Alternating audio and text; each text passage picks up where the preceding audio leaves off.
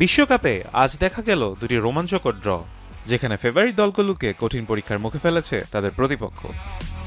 Belgium বনাম মিশর ম্যাচের শুরু থেকেই মিশর ছিল আত্মবিশ্বাসী। ১৯ মিনিটে ইমাম আসুরের দুর্দান্ত এক গোলে এগিয়ে যায় তারা। বেলজিয়ামের তারকা সমৃদ্ধ আক্রমণ ভাগ বারবার চেষ্টা করলেও মিশরের সংগঠিত রক্ষণ ছিল দুর্ভেদ্য দেয়ালের মতো। শেষ পর্যন্ত রোমের লুকাকুর মাঠে নামার পর চাপ বাড়ে, আর সেই চাপ থেকেই আসে সমতাসূচক গোল। এক এক গোলে ড্র হলো এই ফল মিশরের জন্য জয়ের সমান, আর বেলজিয়ামের জন্য সতর্কবার্তা। আরেক ম্যাচে কাগজে কলমে উরুগুয়ে ছিল অনেক এগিয়ে, কিন্তু মাঠের গল্প ছিল ভিন্ন। প্রথমার্ধে গোল করে সবাইকে চমকে দেয় সৌদি আরব।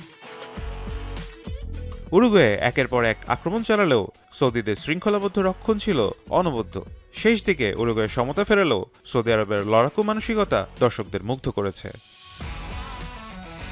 দিন শেষে স্কোর লাইন বলছে দুটি ম্যাচই ১-১, কিন্তু গল্প বলছে আরো বড় কিছু। বিশ্বকাপে কোনো দলকে হালকাভাবে নেওয়ার সুযোগই নেই। মিশর ও সৌদি আরব প্রমাণ করেছে সাহস, শৃঙ্খলা আর বিশ্বাস থাকলে যে কোনো প্রতিপক্ষকে চ্যালেঞ্জ জানানো সম্ভব। ফারহান ইহসান, এখন।